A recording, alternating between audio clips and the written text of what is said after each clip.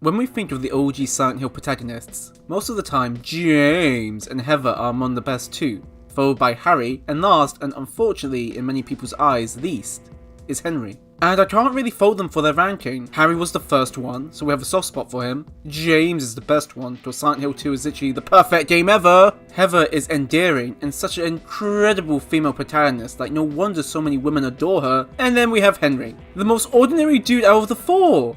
Like, yeah, the protagonists are regular people, but Henry is like the most random, regular person ever! He's not a writer looking for my daughter, or a guy who mixed his wife in a pillow, which had a fatal result, or a girl who's linked to a cult. Henry is just a dude! Yet the older I get, the more I adore and appreciate him. I really do relate to him the most, and it makes him my favourite protagonist out of the OGs. So, I want to explain why. Henry Townshend represents us. He's a regular dude who just wants to get along with his life, and suddenly he's thrown into the dream world with ghosts that want to kill him and witnessing others dying. Henry never wanted this. He never wanted to be involved. He was in the wrong place in the wrong time. Henry just wants to go back to living his life. This tells us that this horrific situation could happen to any one of us. It's why I think this makes Silent Hill 4 the scariest game out of the OGs. It's why I relate to him so much as an adult. We grow older and we just want to get along with our lives. We meet some people in our journey, overcome annoyances, and in the end, we just want to be ourselves in peace. Personally speaking, just like Henry, I'm not particularly good at speaking to others, since we're both introverts, and in my opinion he's a photographer, which kind of relates to me because I also make art with photography. My point is, sometimes it's okay for a character to just be a regular dude, like us! And it actually makes the experience more horrifying. Hell, don't forget about first person mode and inheriting Henry's behaviour to peep through holes. You become Henry! Literally! Now, I have heard some people use Symbolism to make Henry and Silent Hill 4 better. If you use Symbolism to make Henry and Silent Hill 4 better for you, then more power to you.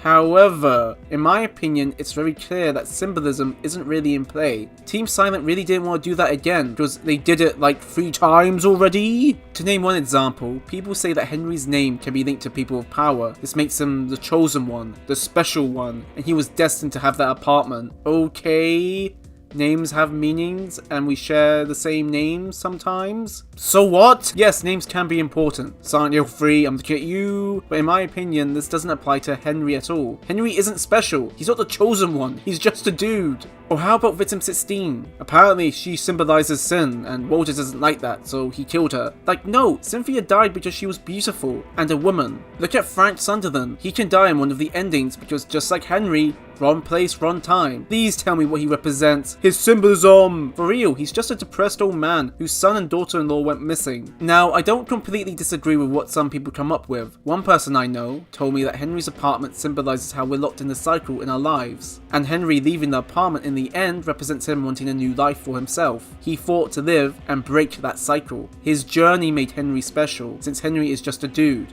not the other way around. Just like Henry, we can break from the cycle too. Before we conclude this video, there are 3 criticisms that people always bring up about Henry. So, I want to respond to them. Number 1, he fails to save the new victims. This makes Henry weak. Every time someone says this, they only ever bring up Richard Brantry's death. So, I ask, what was he supposed to do? Jasper, Cynthia, Andrew were goners before Henry could save them. For Richard, he was being smart. He tried to save him, but he just couldn't. He knew Richard was done for, and trying to save him again would put Henry at risk, seriously hurting himself. And guess what? He did save someone, and protected someone. Eileen Gavin. Henry was never made out to be a saint.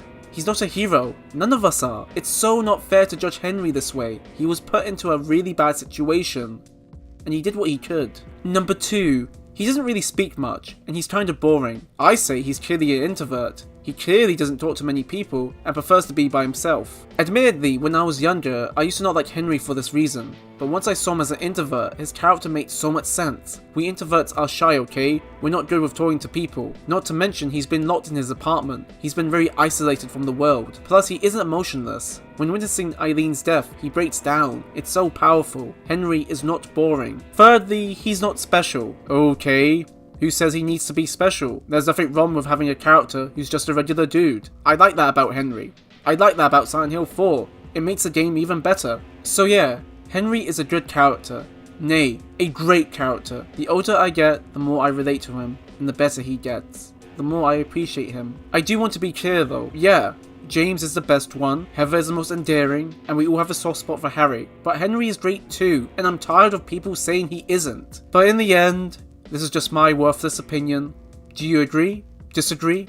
I wanna know. See ya. You know what I love about Silent Hill 4? It captures Silent Hill without being in Silent Hill. How is that possible? It's so dope! Silent Hill 4 is such a masterpiece.